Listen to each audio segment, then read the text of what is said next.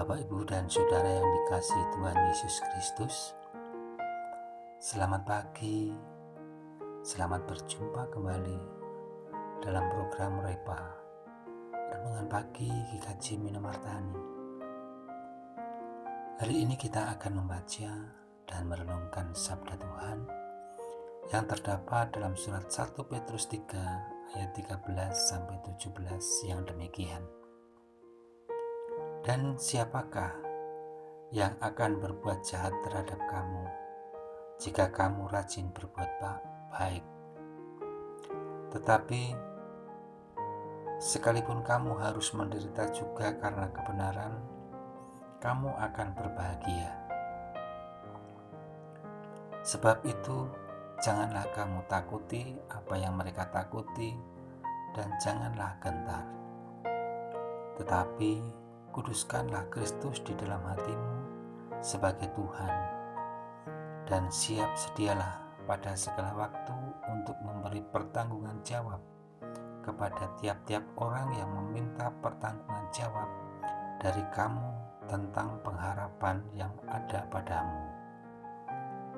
Tetapi haruslah dengan lemah lembut dan hormat, dan dengan hati nurani yang murni, supaya mereka yang memfitnah kamu karena hidupmu yang saleh dalam Kristus menjadi malu karena fitnahan mereka itu. Sebab lebih baik menderita karena berbuat baik, jika hal itu dikehendaki Allah, daripada menderita karena berbuat jahat. Amin. Tema renungan hari ini adalah rajin berbuat baik. Bapak, Ibu, dan Saudara yang terkasih, ada seorang ibu yang sudah lansia hendak pergi ke sebuah warung. Warung itu ada di seberang jalan dari rumahnya yang ramai lalu lintas. Karena ramainya lalu lintas, ibu lansia ini tidak berani menyeberang menuju warung. Setiap kali kakinya melangkah, segera mundur kembali karena takut dengan kendaraan yang lalu lalang. Di tengah keraguannya menyeberang, ternyata ada seorang remaja yang memperhatikannya. Remaja itu kemudian menolongnya, dan berkat pertolongannya akhirnya ibu lansia berhasil ke warung. Apa yang dilakukan oleh remaja tersebut nampaklah sederhana, namun sungguh berharga bagi ibu lansia. Saudara-saudara yang terkasih, satu kebaikan dapat menumbuhkan tunas baru kebaikan atau menyambung mata rantai kasih.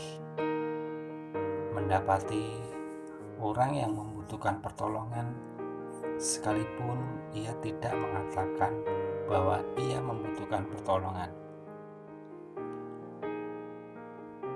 Seyogyanya kita tanggap dan mengulurkan bantuan, dan kita tahu bahwa kesediaan melakukan kebaikan tidak ditentukan dengan materi atau dengan harta benda saja, tetapi adanya niat dan kemauan yang lahir dari kemurahan hati. Saudara, tindakan baik atau mulia perlu ditunjukkan dengan perbuatan nyata. Hal itu dapat berupa ide atau pemikiran, nasihat, perhatian, atau bantuan-bantuan berupa materi. Ada baiknya ketika kita berbuat baik, kita mengikuti nasihat ini. Kebaikan orang lain seyogyanya terukir di batu, sedangkan kebaikan kita terukir di pasir. Dengan demikian, kita di satu sisi tidak akan cepat merasa puas dalam melakukan kebaikan, dan di sisi yang lain kita akan melakukan kebaikan dengan ketulusan hati.